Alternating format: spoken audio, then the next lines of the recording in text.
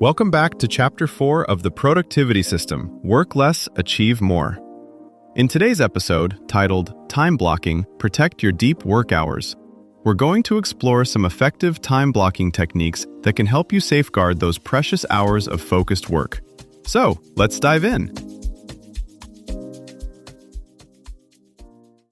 Right now, the average office worker switches screens in well under a minute. Yet our best ideas need long, quiet stretches. So how do some people run companies, write books, and still log off on time? In this episode, we'll pull apart the hidden structure behind those calm work days. Most people plan their day like a to-do list.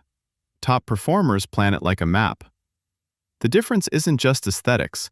It's whether your important work gets a reserved spot or fights for leftovers. Today we're zooming in on a simple but powerful idea: blocking your calendar with dedicated focus windows before other people's priorities fill the space for you. Think of your day as a limited number of high-energy slots that you can spend. Email, chat, and quick tasks are surprisingly good at spending those slots without you noticing. Time blocking forces you to decide in advance which hours will go to deep, cognitively heavy work and which will handle everything else. You're not just arranging tasks, you're creating visible, defensible borders around your best attention so others can't casually claim it. Deep work hours don't appear by accident. They survive only if you actively defend them. Research on interruptions shows why. Every ping, tap on the shoulder, or quick question doesn't just steal seconds. It taxes your brain's ability to re-enter complex thinking. Over a day, that cost quietly erases entire focus blocks you thought you had. Time blocking turns those vague hopes of, "I'll get to it this afternoon," into specific, visible promises to yourself. On a shared calendar, those promises also become social signals. This time is taken, just like a booked meeting with your future, more capable self. Nearly 7 out of 10 people say they don't get enough uninterrupted focus time, yet most of them do have those hours. They're just scattered into unusable fragments. The problem isn't total time, it's calendar entropy. To turn that chaos into predictable deep work hours, you need two things: a default structure and a defense strategy. Start with structure. Look at a normal week and mark when your brain naturally feels sharpest. This might be 8 to 11 a.m. or 8 to 11 p.m. if you're a night owl. Research doesn't say mornings or nothing. It says protect your peaks whenever they happen. Block 1 to 2 of those peak hours on at least 3 days as recurring calendar events. Keep the granularity simple.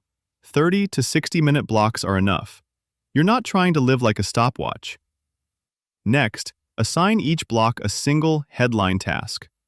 Not a project category like marketing, but something concrete enough that, if interrupted, you'd know exactly what you were doing. Draft intro plus section 1 of client proposal. Refactor billing API error handling. One block, one clear outcome. This shrinks the warm-up tax at the start of each session. Now, defense. This is where most people quietly give up. Treat these blocks like meetings with someone more important than your current self. Your future self who's tired but grateful you got the hard part done earlier. Before each block, close obvious distraction windows. Set status and chat tools to reflect you're in focus time. Keep a small inbox note beside you for any off-topic thought. Jot it down, return to the block. Notice this doesn't forbid all communication, it simply clusters it. You're trading constant light availability for scheduled, heavier availability. Emails and chats handled in specific windows between deep work blocks instead of bleeding into them. This is also where team norms matter. Shopify saw after-hours noise drop when they made focus blocks part of how the whole company worked. You may not control company policy, but you can negotiate small norms. I'll be heads down 9 to 11. I'll respond to messages right after. People adapt quickly to consistency. Over time, you're not just moving tasks around. You're training colleagues, and your own brain, to treat your focus hours as non-negotiable infrastructure, not optional decoration on your calendar. A senior engineer I coached used to protect his mornings, but they kept dissolving into reviews and quick syncs. The fix wasn't heroic willpower, it was specificity. He labeled 2 recurring blocks as Ship Feature X, Write Tests plus Core Logic. He shared that exact wording in his team channel every Monday. Within 2 weeks, people stopped booking over it. They could see something concrete was happening there, not vague focus time. A product manager at a healthcare startup went further. She color-coded her calendar. Green for blocks tied to revenue or risk, update pricing model scenarios. Blue for solo admin. Only green could occupy her peak hours. Blue was pushed to low-energy afternoons. That simple visual rule cut her status meetings during prime time by half. Think of it like reserving a private server in an online game. By naming the session and locking in who it's for, you make it obvious when drop-ins are welcome and when they're not. As AI calendars mature, they'll quietly learn your patterns. Which tasks drain you? Which meetings spark ideas? When you mentally crash? They'll start proposing focus corridors around fragile work, much like noise-canceling headphones for your schedule. In a 4-day week, this matters more. Output per hour must rise, not stress. Laws like the EU's right to disconnect hint at a future where your calendar isn't just personal preference, but a semi-protected asset you're expected, not ashamed, to guard.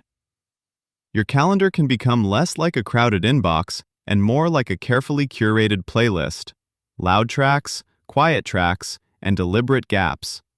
Over time, those protected stretches don't just ship more work, they reveal what deserves your best hours. Notice which blocks feel like drag and which feel like flow, then slowly remix your week toward the ones that energize you. Start with this tiny habit.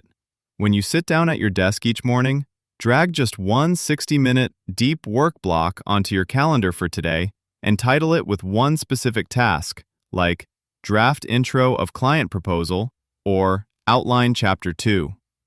Then, in that same moment, switch your phone to Do Not Disturb for just the first 10 minutes of that block, nothing more.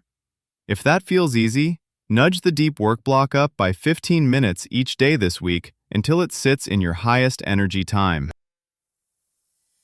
This was Owl Up, your daily step forward.